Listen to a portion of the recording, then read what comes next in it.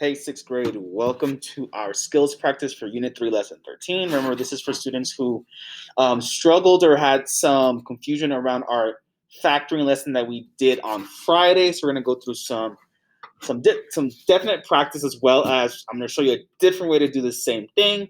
So hopefully this is a lot more clear and a lot more easy to understand, or a lot easier to understand. So once again, we're going to be doing some skills practice on factoring for our Unit 3, Lesson 13. Our objective has not changed. We're going to still use the distributive property to create equivalent expressions. We'll still identify the expressions are equivalent or not, and we're going to be using factoring to create equivalent expressions. Key point, as I mentioned on Friday, is the word factoring. Right? We're going to be using factoring to create these equivalent expressions. So let's get to our first example. Now, sorry, Kennedy, and I'm not sure how Ms. Matters did it for Allende and Mandela, but Musa definitely had a better understanding of our four basic factors. So we can break down any number using the factors 2, 3, 5, and 7. So we're going to use these factors to factor out our expressions in today's work. As you can see here, you want to factor out the expression 4 plus 16g. The first thing I want to do is write that in for my work. So I have 4 plus 16g. And I want to see if I can use one of these numbers to factor out or to divide my two terms. In this case, my two terms are 4 and 16g. So I'm going to ask myself, can anything times 2 give me 4 and 16? Well, yes, I do, which means I can definitely divide both those numbers by 2. I'm going to go ahead and do my math. So I'm going to ask myself, what times 2 will give me 4? Well, that's just 2. Same thing with my 16g. What times 2 will give me 16g? Well, that'll be 8g. Notice what I have left. So I have 16g divided by 2 is 8g. 4 divided by 2 is 2.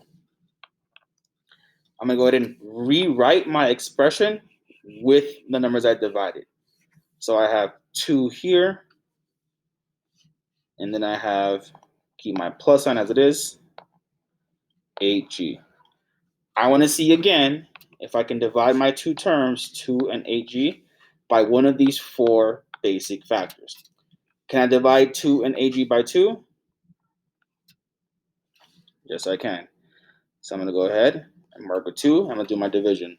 So 2 divided by 2 equals 1. 8g divided by 2 equals 4g. So now I have 1 plus 4g is my new expression. As you can see here, I cannot divide these anymore because 1 cannot be divided by anything else. So it's going to stay as is. So my expression is going to be 1 plus 4g. But remember, I want to include my greatest common factor outside my parentheses. For me to do that, I'm going to take the two factors that I divided by, the 2 and 2, and I'll multiply them times each other. 2 times 2 is 4. There is my greatest common factor. And that as a number is going to go outside my parentheses. And once again, I got that by multiplying by the two factors that I divided by on the side to get my greatest common factor. 2 times 2 is 4. Here is my equivalent expression. Let's try the next one. Once again, I'm going to use my factors of 2, 3, 5, and 7. I'm going to start off by writing my expression. So I have 8 plus 24k. Now, because they're both even numbers, this is a trick you could use. Anytime you're dealing with two even numbers, they can always be divided by the number 2, by the factor of 2. So I'm going to divide that by 2. So I'm going to do 8 divided by 2 equals 4. Notice how I'm showing my math on the side. 24k divided by 2 equals 12k. Rewrite it. So I have 4, keep my plus sign, 12k. One thing I notice, I still have two even numbers, so I can go ahead and divide them by 2 again. Now I have 4 divided by 2 is 2, or what times 2 will give me 4? 2 times 2 gives me 4. Same thing with my 12K. What times 2 will give me 12K? Well, 6K does. Rewrite my expression, so I have 2K. So I have 2 plus 6K. Can I write this down even more? Yep, I still have 2 even numbers. Divided by 2 again. 2 divided by 2 equals 1. 6K divided by 2 equals 3K. So now we have the expression 1 plus 3K. And I cannot break this down any further because I have a 1 and a 3. And that's as far as they can be broken down together. So I have 1 plus 3K. It's going to be inside parentheses. I'm going to go ahead and multiply 2 times 2, which is 4. 4 times 2 equals 8, which is my greatest common factor. And that goes outside my parentheses.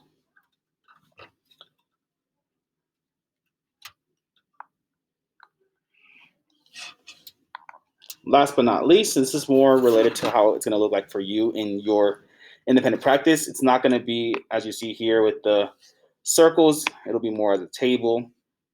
So always start off by writing your expression in the first part of your table. So I have 15A plus 20C. Can I divide the 15 and 20 by 2? No, I can't. I cannot divide 15 by 2, so I can't use that. Can divide it by 3? Can divide 20 by 3, so I can't do that. Can divide it by 5? Well, yep, they're both factors of 5, so I can go ahead and divide my 15 and my 20 by 5. That's going to be the first factor that I'm dividing by.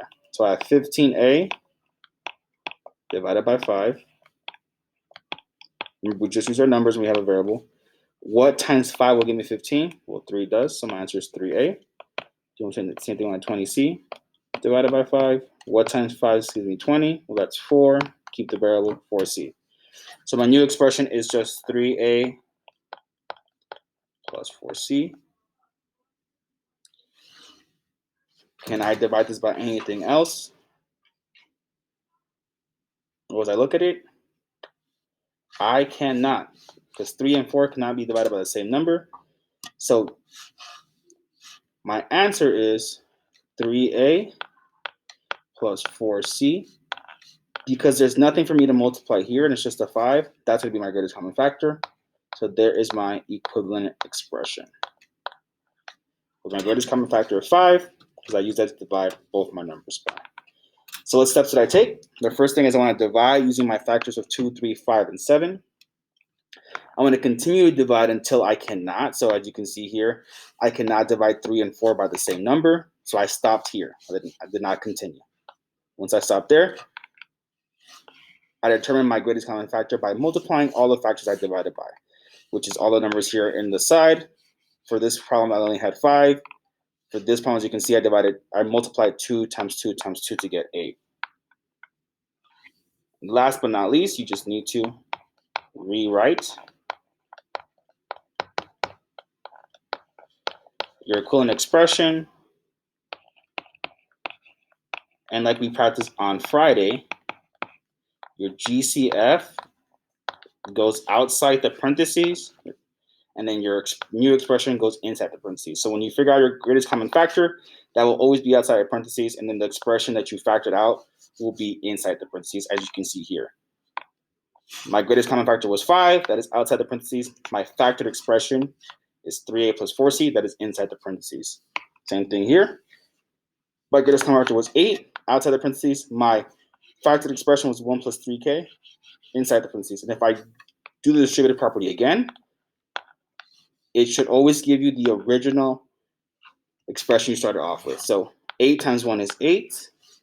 Keep the plus sign. 8 times 3K is 24K. And as you can see here, I know it is correct because it's the exact same expression that I started out with. So this is what you'll be doing in your independent practice today. So I will be looking for that. And remember, this will be extra credit for your assignment from Friday. So best of luck, hipsters, and I will see you for small groups today in a second.